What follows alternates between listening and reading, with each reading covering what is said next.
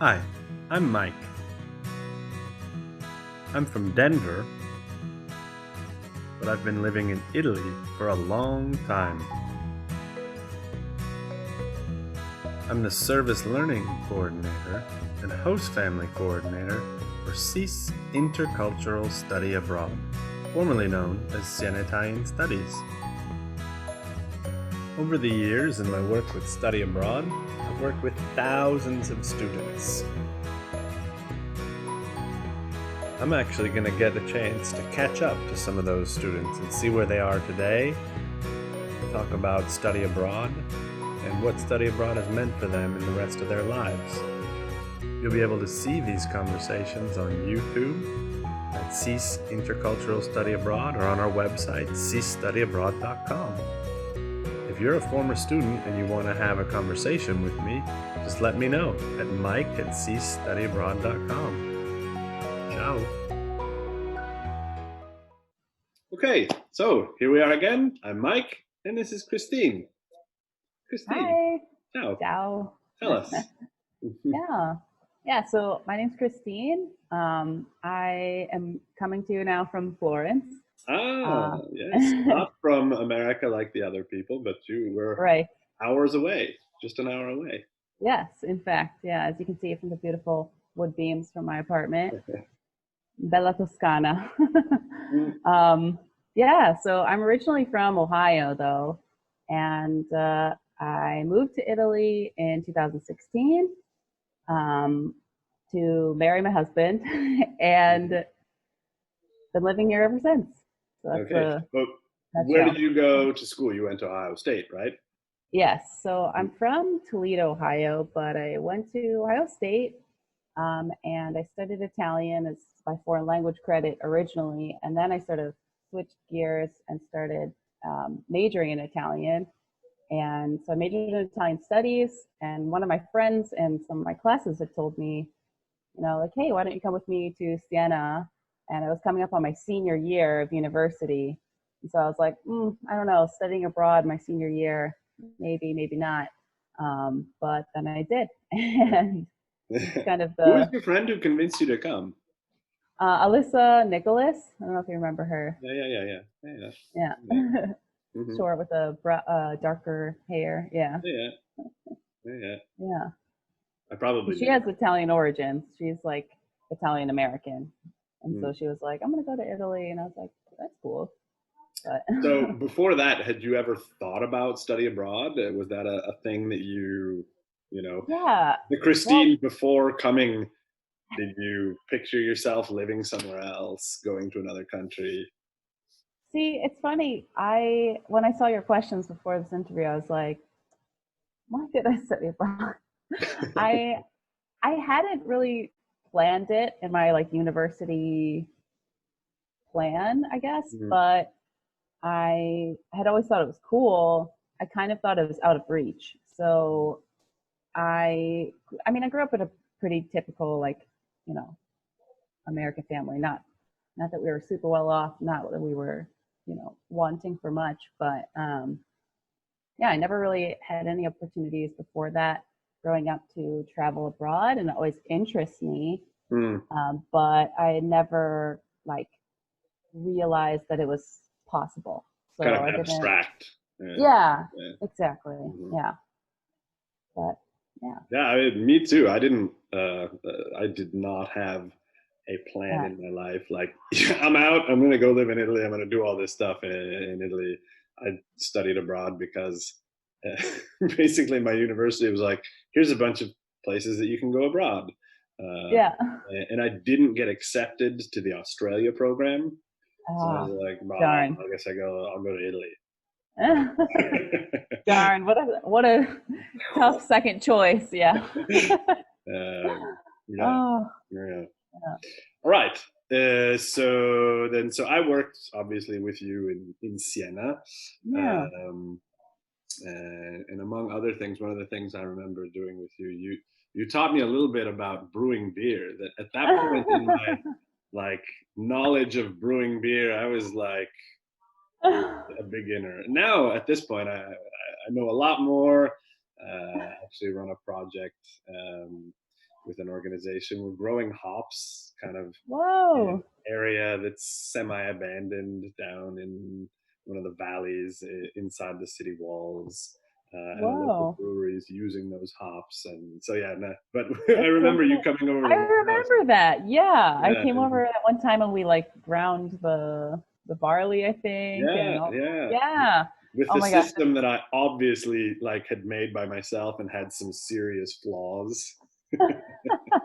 Well, it's funny. I am like notorious for dabbling in hobbies. So I Yeah. feel like I dabbled in beer making for a second in college and then sort of abandoned that with a couple of other things. Well, But at yeah, that you point, you knew became a more than brewer. I did, and you gave me some tips. I remember you're like, "Yeah, I know what That's I was. so You funny. should come over on Saturday. I'm going to do it." It sounds like me. Oh But goodness. so okay, so that was my memory of working with Christine, among others. But Yeah. what do you remember about your time, the first time that you Mm, were in Siena? What were right. the things that stuck with you? Yeah. Well, definitely the city center is just like cemented in my brain as like a postcard, but like a live map, like a 3D. I feel like and that's not to say that I can find my way around easily. That's not correct. I get lost every time I go back to Siena, even though I've been many times. Um, I still find it's just like a labyrinth, but the most magical sort of labyrinth. Like as I'm Yeah. walking around, I kind of just, I don't know, it's different from Florence. Now that I live in Florence, I can find my way around pretty easily. I feel like it's a lot more, I don't know, logical, Uh, the way the streets and the piazzas are set up. But whenever I'm walking around Siena, I just kind of forever get lost every single time. uh, I'm looking for a restaurant I've been to before, can't find it. But yeah, I that was the same when I was a study abroad student. I remember when we got placed into our language groups, like our language, Italian language classes, mhm, um, I was with a group that was all girls, and Mariana, your wife, was our teacher. mhm. And I just She's in the remember, next room running yeah, yeah, business for the University of Bologna right now. right, right. Um, and I just remember at the time thinking, I have no idea what's going on. I don't know how to say anything. I'm just completely, this is all new to me, even though we were placed in like the advanced Italian group at the time. And then especially the activity where we got sort of separated into groups to go take the bus and like do public transport to like get lost in the city. Like, That's called we have an activity that's literally called Lost on the Bus. yes, To yes, get students, I don't know, there's this fear of the bus system, which in Siena, like you really have to try hard to get very lost on it. And it's crucial too, because then when students start going out and doing like service things or just other activities, sometimes you have to take the bus have and to get people are around. afraid of it. So one of the activities we just say, okay, you're getting on the bus and you got to go find some stuff. Right. Which growing up in like Midwest America, I'd never, I mean, besides the school bus, I really had no experience taking a city bus at all. So I was just Mm. like afraid of talking to the bus driver. And like, I was like, oh my gosh, like there's this whole system where you get on the bus in one of the doors and you're supposed to get off in the other door. And like, if they don't open the door you're supposed to get off in, you have to holler at the bus driver. And then there's like the culture of like letting the older women come and like take your seat, but like maybe Yeah. you don't want to do that every time. And just like all of the Is she social old enough politics. for Yeah, my exactly. seat? Does she I don't know. qualify for me to give up my seat? There's a lot of social politics to it, Mike. So you got to Yeah, give there me is. There a is. break. You know, It's that's what we do. You it's just go out and discover those. yes, exactly. So that was a big just dive into Italian culture, and I remember standing in line at the bus um, at the ticket office to get bus tickets and asking information. And in my group, I was like the only one that was willing to talk to anybody, but I was also so shy and so like I had such low self confidence and low um, Hmm. just self esteem in my Italian abilities. So I was just like, oh, I don't know.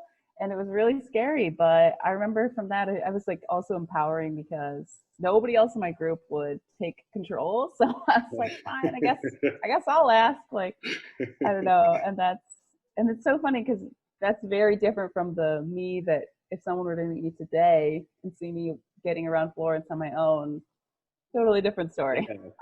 Yeah, yeah, But, you know, yeah. So anyway, so okay, now uh, you moved back, right?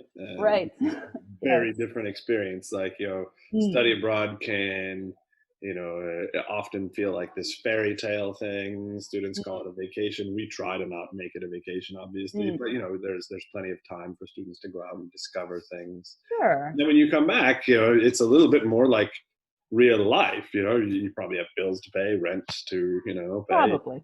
groceries. You have a child to deal with. Yes. Yes. So first, like, why were you interested in moving back? Yeah, that's a great question. Um, I sort of remember the last day of my study abroad term, um, feeling this just intense feeling that I wasn't done with Italy yet. Like I was like, I'm going to come back. I don't know why. I don't know how, where, when, in what way, but I was just like a conviction that I was like, I'm going to come back.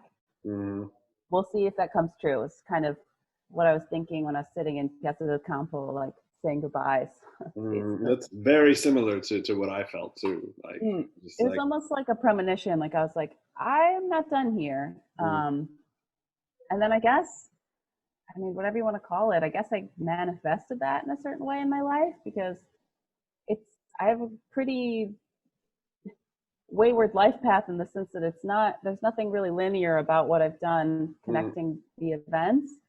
Like I said, I studied Italian, but then after I graduated university, I moved to South Korea and taught English there uh, for a year, which was yeah. a very different experience, a whole topic for another interview another day. Uh-huh.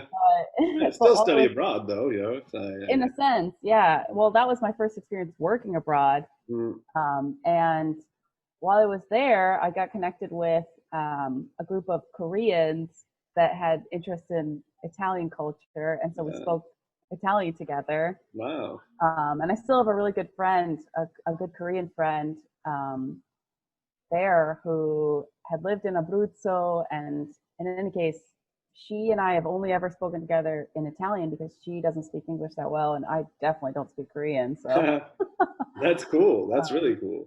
The yeah, common so language in your both second language. Yeah. exactly. Yeah. And then from there, I was like, well, I've got to figure out a way to come back. I came back as an au pair after that to Siena. Mm-hmm. And that was the summer when I met my now husband. Mm-hmm. Yeah. And yeah, we dated long distance for a while, kind of back and forth. And then I came back indefinitely. Ta-da! Hey, Ta-da! There there you you go. go. Yeah, Yeah. yeah. Okay, so what do you think the biggest difference or differences that just come to Mhm. mind when you think about your experiences study abroad and then your experiences living there? Mm, yeah. Well, I think as a study abroad student, you're kind of living in the moment, which you should be because it's a short term experience generally. Even if it's a year goes by before you know it. I mean, um, you sort of think, okay, the weekend, what am I doing this weekend? Where can I go visit? What haven't I done yet? And you kind of think like checklist style of life, and you're kind Mm. of, okay, have I seen all of the sites? Have I been to Rome yet? Have I seen Venice? Have I? Okay, and then I don't know. I There's kind of quite a lot to remember see in Italy too. Like exactly. you Yeah. can't get that checklist checked off all of it if Right. there's not enough Right. time. But I think that tends to be, in some speed or another, the style that study abroad students experience Italy is kind of Mm. like there are those that I was a little bit on the slower travel side. Like I mostly stayed in Italy that semester, but a lot of my classmates, compagni, I don't know, Yeah, they yeah.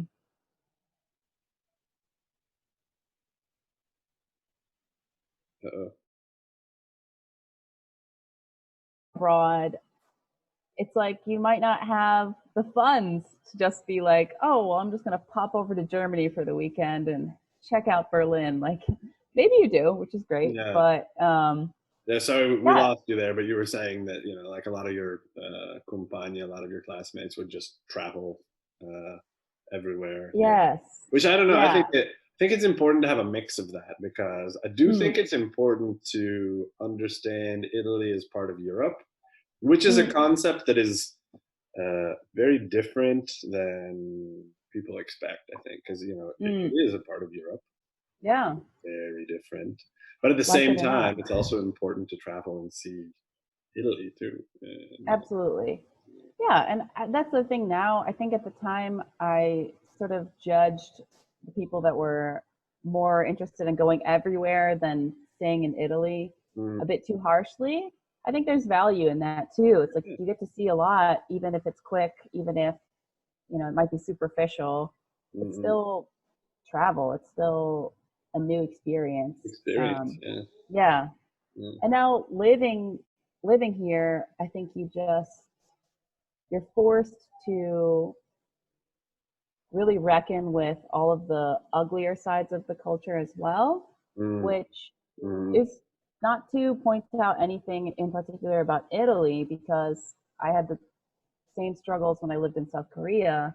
And I think anyone if you've ever met anyone who studied in the United States or Canada or anywhere, just being a study abroad student in general, you get kind of a glimpse of what it's like to live in a place, but you don't necessarily have to deal with all of the challenges in the mhm. same degree. So, like you said, paying bills, finding a job, Yeah. going through, dealing with the healthcare system. My son was Yeah. born here, and dealing with doctors and, Yeah, yeah. you know, And it's everything. great because we have wonderful healthcare, but at the same time, the bureaucracy and figuring it out. I Uh, mean, yeah, yeah, in the region where we live, we just got these new online things, which is great because we can yeah, do everything online now. But getting that the bureaucracy that was necessary to access that, it took yeah. months. Oh, I know.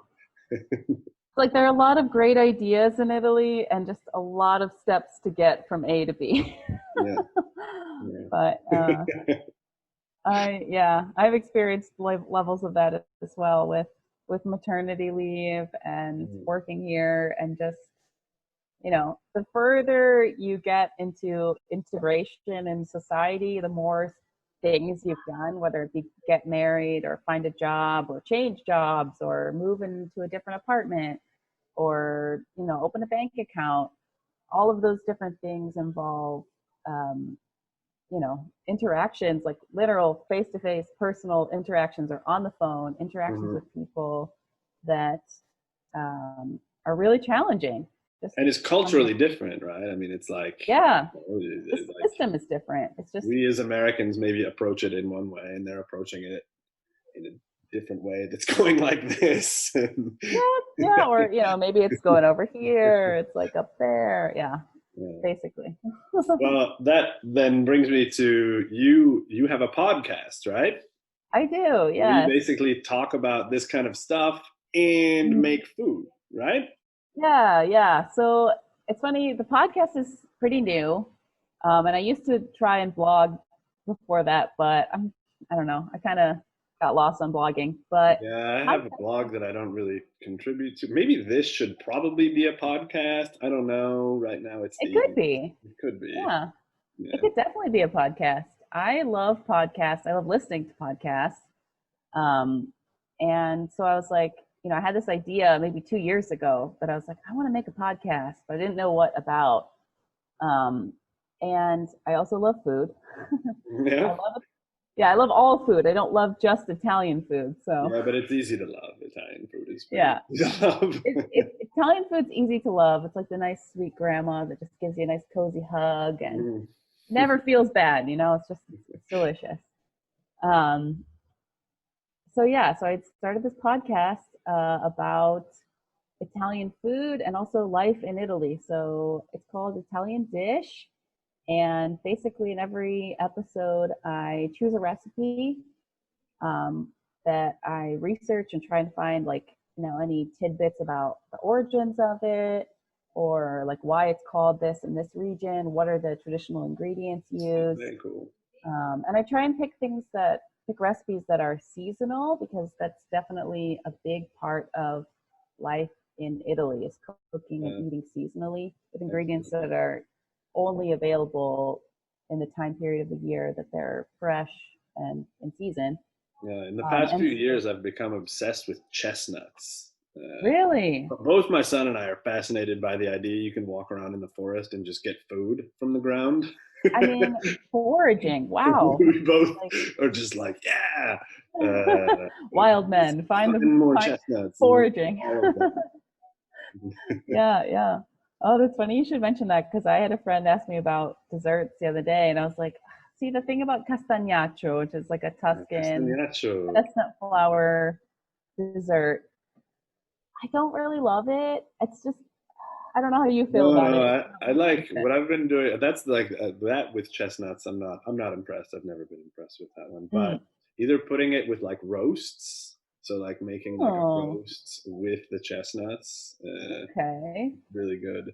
And then also, if you want to just go full on, do the marron glacé, which is a Yeah, little bit more French influence, but it's just like right. you put them in the oven and they just melt together, and you put it with sugar Yeah. on stuff, and so it just melts with sugar, and then you put whipped cream on top of I mean, that. at that point, Yeah. yeah, yeah. But yeah, I basically do this when I cook. So I talk to either by myself or I talk to a friend, and we record ourselves just chatting about life in Italy or just culture, um, recent events, just anything that comes up, basically. And stories from the post office, different, Yeah. different levels of life here. And then in the meantime, I'm like making a recipe, and then I publish the recipe on a blog that goes with the podcast. Awesome. Awesome. Where, so do you have like a website that goes with that, or? Yeah. So I'm on Instagram, and also we have a website. It's ItalianDishPodcast.com. And then also the Instagram handle is the same. It's at Italian Dish Podcast. All right. And you can also, I put it on our website. So there's Yeah. a section called Student and Staff Blogs. I called it blogs for now. Yeah. Then maybe it'll become something else. And so it's on there. And that's also where these little videos are going to be as Great. well. So Yeah. yeah, You can cool. find us on all the major podcast outlets as well, Apple Podcasts, all that Yeah, stuff. yeah. I don't know how to do that. I guess you just do that. You just send it to them like Apple. Yeah, you have to submit it. It's a whole process. We made Okay, it through. so at the end here, so what would you say to a student like yourself who's just like, well, Mm. I don't know, I wasn't thinking about study abroad. Yeah. Maybe I should. I would say this. Um, if you're thinking about the money, don't. Somehow you'll figure it out. Because I'm 30 now, and I feel like money comes and goes. I mean, maybe that's a really privileged perspective. I know it is. Mm, But, um, you can always work harder and make more money later. yeah, No, I mean, there's that's not the ways to think best about it. There's advice, but probably ways to, mm, if you want to do something, there's ways to do yeah, it. And that could yeah, be that's just kind of doing what I'm stuff, getting that at. could be Not buying a car, that could be, sure. Yeah, not to be flippant about the cost, but I would say it's definitely worth it, no matter what it is. I would have encouraged myself to study abroad anywhere now that I know the path that it's sort of started for me for my life. I have a friend who studied abroad in India, and she's Italian American, and then we met in Florence. It's like you never know where experiences like this will take you, and who you'll meet, and what it will inspire you to do afterwards as well. So mm, I feel like it's just the kind of door that you don't know what's on the other side of it, but it's one that's definitely worth walking through. yeah, I I agree. I agree. Yeah. Thank you. Cool. Thank Thanks. you. All Thanks for right. thinking of me. Okay. Yeah. Bye. Have a good one. You too. Ciao. Ciao.